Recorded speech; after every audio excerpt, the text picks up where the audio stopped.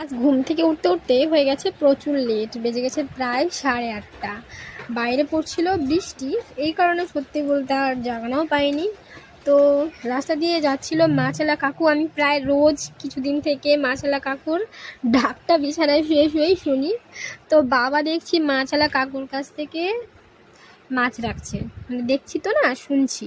তো ঘুমের ঘোরে আর কিছু বলতে পারিনি যে কী মাছ রাখবে বা কিছু। আমার বাবার বাটা মাছ পছন্দ, তাই বাটা মাছটাই রাখে। যদিও আমার অন্য অন্য মাছ পছন্দ, বাটা মাছ খেতে খেতে একেবারে অরুচি হয়ে গেছে। তবুও বাবার যেহেতু ওই মাছটা চলে আর কি, এই জন্য আর তেমন একটা কিছু বলি না। তো রান্না করছি আজকে অনেকগুলো সবজি দিয়ে, কাঁঠালের দানা, কোয়াশ, আলু। আমার বাবা আবার কাঁঠালের দানাটা খুব ভালো খায়, এই কারণে। আর এতগুলো সবজি দিয়ে রান্না করার কারণ, আমার প্রায় দিনই না বিকেল হতে হতে সবজি শেষ হয়ে যায়। কী যে রান্না করি আমি কিছুদিন থেকে আইডিয়াই পাই না, রাতের বেলা আবার রান্না করতে হয়।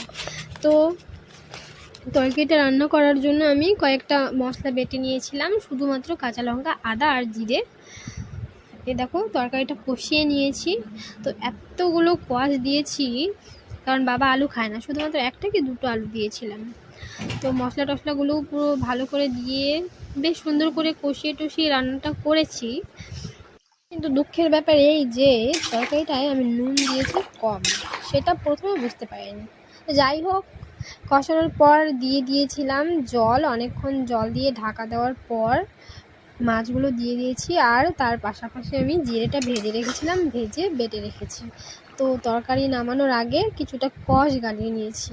আগে মাছের ঝোল রান্না করলে সেখানে আলু গেলে দিতাম, কিন্তু এখন দিই কোয়াশ, কেননা আমার বাবার তো আবার সুগার।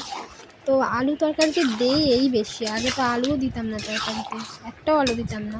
এখন যেহেতু অনেকটাই সুস্থ আছে, এই জন্য টুকিটাকি একটু আলু দেই, কেননা অত এক্সট্রা করে আবার কে তরকারি রান্না করবে।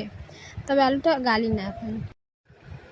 সত্যি বলতে তরকারিটা একদমই ভালো হয়নি, দেখতেও যেমন বিচ্ছিরি, খেতেও তেমন বিচ্ছিরি হয়েছিল। যাই হোক, কেননা নুন কম হয়েছিল। তো রান্নাবান্না কমপ্লিট হওয়ার পর আমি চলে গেছিলাম কেক বানাতে। আমার ছিল একটা 2 টায়ার কেকের অর্ডার, তো সেটার ব্যাটারটাই রেডি করে নিচ্ছি। আমার মাইক্রোওভেন নেই, এই কারণে আমার সবসময় এরকমভাবেই বসাতে হয়। আর আমি যখনই কেক বা পিৎজা কিছু বসাতে যাই, রোজ একটু ছ্যাঁকা আমি খাবই, মানে এটা এখন ধরা বাঁধা হয়ে গেছে আর কি। তো কেক টেক কমপ্লিট, মানে বসানো কমপ্লিট হয়ে যাওয়ার পর প্রচুর গরম লেগে গেছে। ঘরে ছিল কিছুটা কুলের আচার, তো সেটাই খেয়ে নিলাম। এখন তোমরা আবার লোভ দিও না জানো। যাই হোক, মজা করছিলাম। কুলের আচারটা